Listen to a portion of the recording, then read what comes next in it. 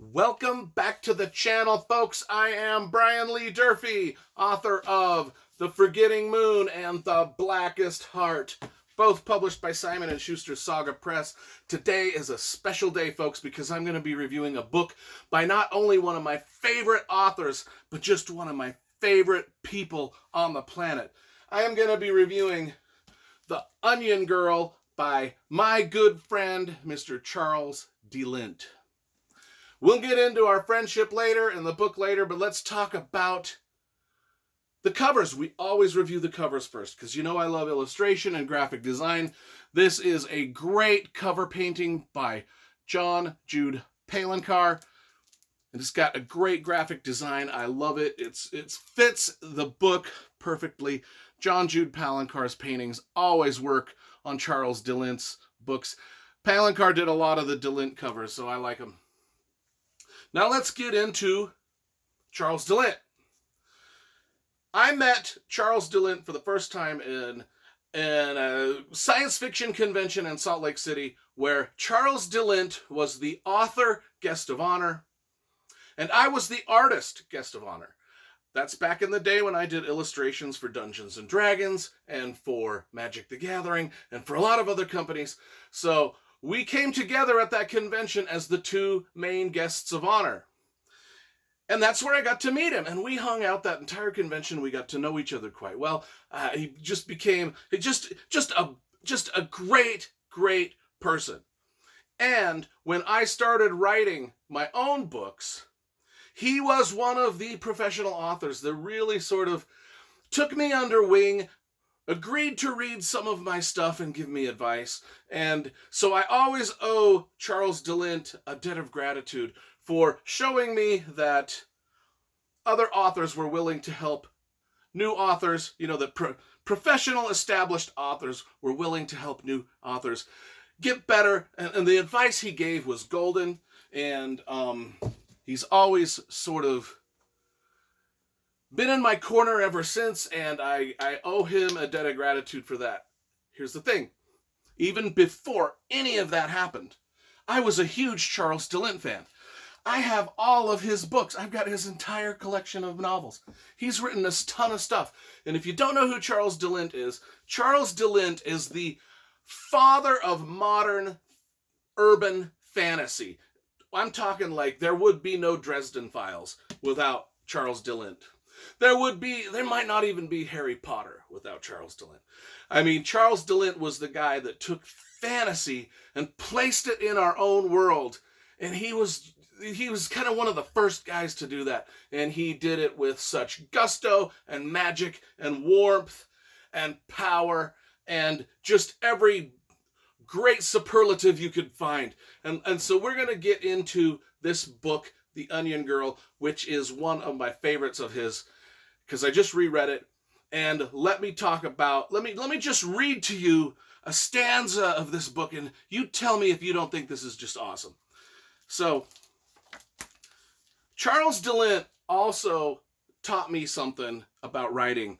When he was talking to me about writing, he's like, you have to write the type of books you want to read.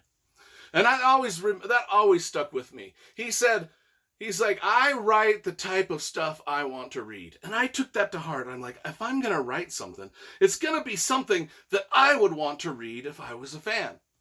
And listen to this. Listen to the way he writes. This guy writes. This is like literary fiction. Once upon a time. That's how they always start. The old fairy tales that I read as a child. It's the proper place for them to start. Because right away you are going to be taken somewhere else. So, once upon a time there was a little girl who wished she could be anywhere else in the wide world except for where she was. Or more preferably still, she wished she could find some way to cross over into whatever worlds might lie beyond this one. Those wonderful, wonderful worlds that she read about in stories.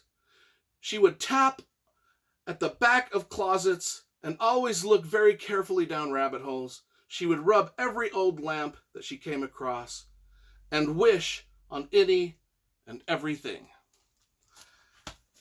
And Charles de Lint is a storyteller. He takes us to that once upon a time place. And we're going to talk about these books. Charles de Lint, a good portion of his novels take place in this made-up city called Newford. And if you want to know what Newford is like, just imagine what the people that must live in some of these cities, like the artistic hipster type people that live in some of these cities like Portland, Oregon, or Austin, Texas. The people that want to create this community of like-minded, friendly people that all just get along and all just are artistic and creative and things like that. And imagine all of those dreams combined to create one great city of Newford where it's just magic and creativity around every corner, and every person is your friend. It's like one of those things, one of the themes that runs through Charles de Lint's books, especially in these Newford City books, are, our friendships that we create. That's our family. A lot of people come from bad families. They don't get to choose their family. And this theme runs heavily through Charles de Lint's books, that not everybody comes from a family that is good. But yet in Newford, in this magical city that Charles de Lint has created, where a lot of his stories take place, people develop friendships and relationships and caring for each other, and that becomes their family. And so this theme sort of interweaves through every one of Charles de Lint's books set in Newford. And we're going to talk about Newford and the Onion Girl specifically here in a minute. But imagine just this. Imagine this place where we all yearn for this. We all yearn to live in a city like Newford, where everybody who is our friend is also our family, and that's the place we yearn to live. And not every city in real life is like that, because there's crime and there's things that go bad and things that go wrong. And I'm not telling you that in Newford those things don't happen, because they're bad things that happen in Newford. But all the characters just seem to really, really care about each other. I mean, this is almost like the antithesis to Game of Thrones, where every character in Game of Thrones or some of these grimdark fantasies is just selfish and out to get their own, and backstabbing each other, backstabbing their families, backstabbing their friends, backstabbing their spouses. Newford is the place where people and characters love each other. And it's just refreshing. But bad things do happen. But they all seem to rally around each other. And that's why these books are so heartwarming, is because we all kind of want that, right? We all kind of want that. And so in The Onion Girl, what happens is Jilly Capricorn is the Onion Girl. She is not Capricorn, Jilly Coppercorn. She's the Onion Girl. She calls herself the Onion Girl. What she tells people is this: I am the Onion Girl. Pull back the layers of my life and you won't find anything at the core. Just a broken, hollow girl. But yet she lives here in Newford amongst friends that love her. Even though her and her siblings came from a wildly abusive home and a wildly abusive history, now she is in Newford, this magical city, where she has made a circle of friends that care for her, that truly, truly care for her, that are out for her best interests, and you root for all of them. It's a very, very unique concept in this age of morally gray characters around every corner and every book that you read, including my own. I mean, my stuff is as grimdark as it gets. This has grim moments, but followed by magical moments of triumph. Now, Jilly Coppercorn is an artist.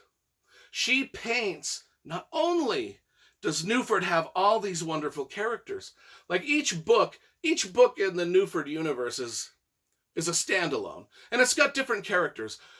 And so each story is unique to itself. You don't need to read any of these in order.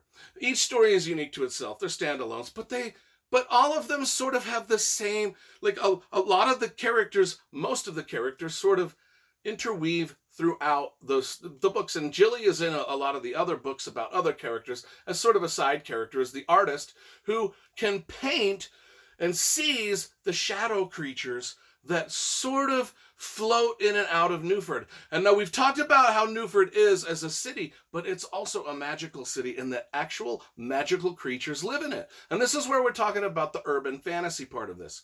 Is Charles de Lint has created a city of not only wonderful characters that we can follow, but these magical creatures, these shadow creatures that Jilly can see and she can paint them, but that kind of interact with all of our characters, these magical creatures. Just, it's just the gargoyles that sort of come to life, and the different things, the fairies in the woods, they speak and they can come to life and they can interact with some of the humans. And so we've got a lot of magical stuff sort of in the periphery. Just a lot of ancient Native American legends are always mentioned in Charles de Lint's books. I mean, he gets really into the history of the areas and the ancient peoples of this continent of North America. And a lot of their sort of mystical beliefs are in these books, and a lot of their mystical creatures sort of show up. So Jilly is an artist who can paint these things, and she comes from a broken home, but she's found her family. But it's like one of those things where she doesn't really trust that the friends, she's come from such a horrible place that she doesn't know if she really trusts that her friends are really her friends. And she learns that her friends are her friends, that they are not out to backstab her or take her boyfriend or do these things that, she learns throughout. And as we all learn, that Newford and the characters that Charles de Lint has created and the friendships and bonds that he's created between all these characters, they do care for each other, and that makes you just want, you just want the best for these people, and you just want to live, you want to be in that friendship group with them. And that's the magic of this. I mean, imagine when you watched Buffy the Vampire Slayer, how much, if you were a fan of that show, how much you really wanted to just live in that environment with Buffy and her friends. That's kind of what Charles de Lint's created here. And Jilly, at the beginning of this book, is in an awful car accident. And she's in the hospital. And that's when the struggle for her starts. And then we get flashbacks to, her past, her family's past, the different pasts of people. And it's gruesome. We see some gruesome, hard things that we've got to deal with as readers because the characters have to deal with them. And then in the end, and no spoileries, but I'm just telling you, these books have a heart and soul to them that, even though there's graphic and cruel things that happen to our characters in this sort of magical city, it's always like Buffy the Vampire Slayer. It's always got just, you are rooting for these friendships too, and these people who are friends to save each other. And that's what we're dealing with. And that's kind of all the plot I'm going to give you about this. But I think that you should, I've got these Charles de Lint, I got like about 25 of his books. And a good portion of them, like I said, are set in the magical city of Newford. Great. It's just great. I love them. I love returning to my friends like Jilly and the other characters that are in these other books. And yeah, they'll become your friends too. They'll become your friends too, and you will root for their successes, and you will cry over their, disappointments. So The Onion Girl, probably my favorite of the Newford books. That's why I wanted to read it again. And we'll be reviewing all of the Charles de Lint stuff. But I just thought I'd do this review, reread this book. I have one of my best friends in the business, Charles de Lint, and give his book a good review. This is a 9.5 out of 10. These Newford books are absolute magic.